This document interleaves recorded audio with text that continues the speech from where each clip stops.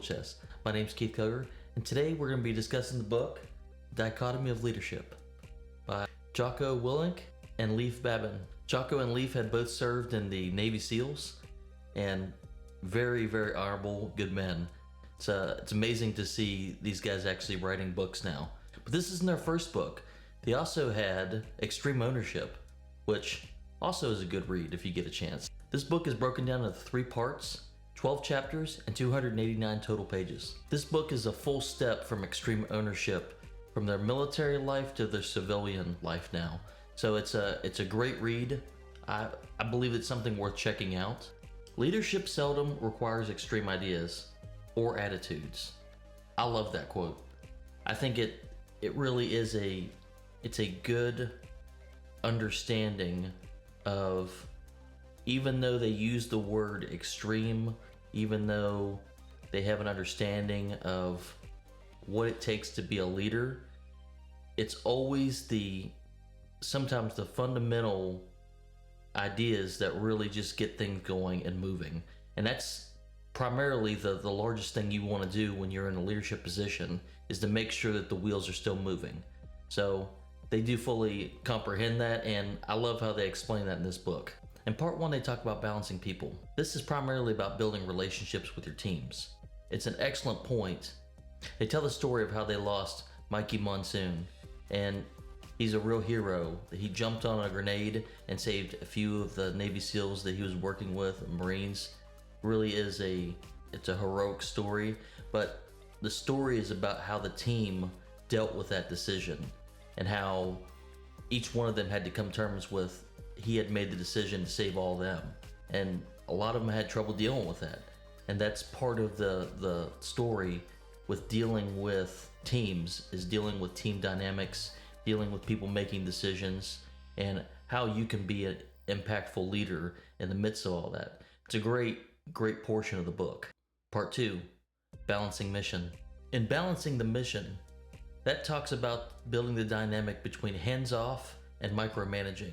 Having the understanding of the right amount of leadership and ownership is what this portion of the book all talks about. And they have a lot of really good stories on being able to identify, am I taking too much ownership? Do I need to let my people do more? Finding that dynamic is really, really important.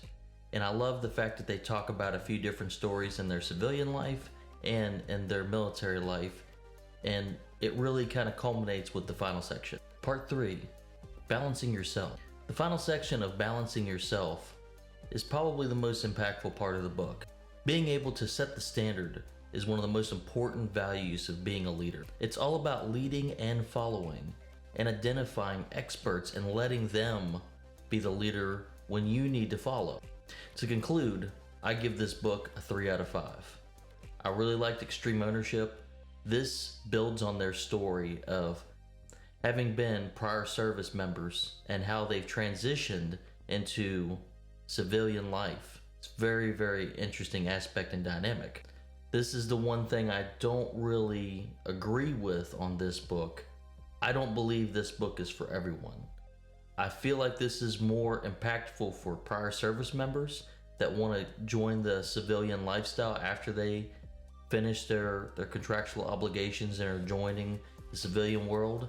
I feel like this and Extreme Ownership are great steps for prior service members, but I don't believe these are for everyone. And there's a lot of really good books. This is a good read, and I do recommend it to most people, but this isn't for everyone. So with that, I want to thank you for continuing to show up and watch the Leaders Tool Chest. Like and subscribe. We appreciate everything everyone's been doing. We've been having some growth. I want to give you new books and tools to continue to fill that Leaders Tool Chest so that we can go ahead and continue to grow and learn and experience this all together. I'm very excited for the future. I've got some out-of-the-box kind of things. I'm starting to see more and more that it's not just books, but there's movies, there's real-life situations, there's all these stories that continue to help us grow and build our toolbox to use these and to help grow our teams and be successful. So I want to thank you again, and I hope you have a great day. Thank you.